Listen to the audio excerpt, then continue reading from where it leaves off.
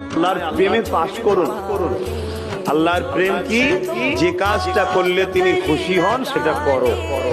তিনার খুশির কাজ করতে গিয়ে পৃথিবী যদি আপনার দুশ্মন হয়, আপনি দুশ্মনের ভয় করলে হবে না, আপনাকে আল্লাহর প্রেমের দিকে আগাতে হবে।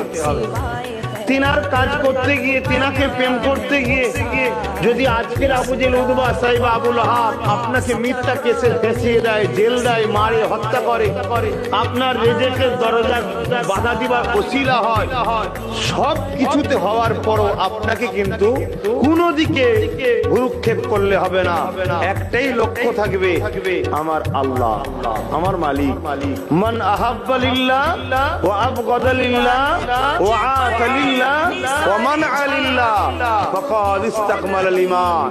ভালোবাসবেন আল্লাহর জন্য, দুশমনি করবেন আল্লাহর জন্য, আত্মীয়তা করবেন আল্লাহর জন্য, বিচ্ছেদ হবেন আল্লাহর জন্য।